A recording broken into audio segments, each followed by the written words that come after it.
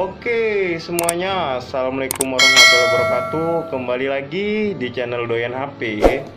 Jadi masih seperti video sebelumnya, di sini aku akan bermain trading lagi di aplikasi Quotex ya.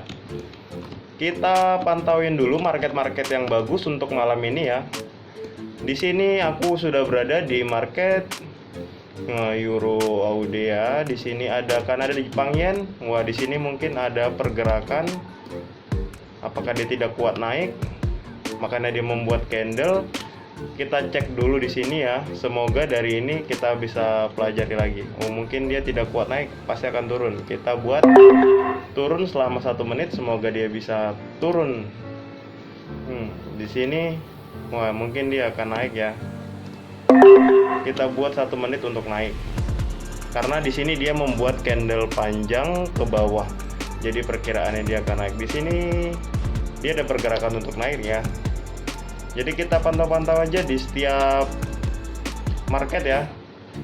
Nah, jadi kita lagi ngebaca candle, ngebaca grafik naik dan turun. Di sini marketnya ini lagi turun ya. Lagi turun untuk malam ini.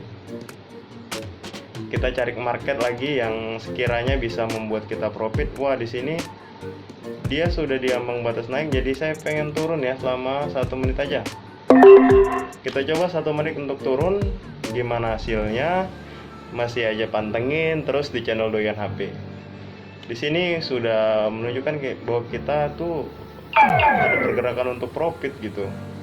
Jadi jangan lupa ya, kalian tonton aja gimana caranya untuk menang di market. Wah, di sini dia kita profit $477. Jadi kita lihat lagi market-market lain dan kita di sini akan bersenang-senang di market. Kita cek apakah di sini juga bisa menang.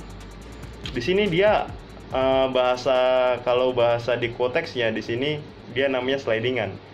Dia bisa naik dan bisa turun di market yang harusnya profit, jadi dia bisa loss gitu. Jadi kita pantengin aja.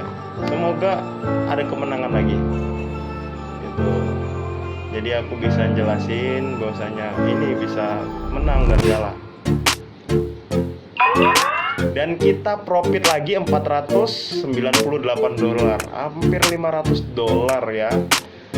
Jadi lumayan untuk malam ini. Jadi ini kurang lebih saya akan menjelaskan tentang gimana sistem trading di Quotex ini berjalan.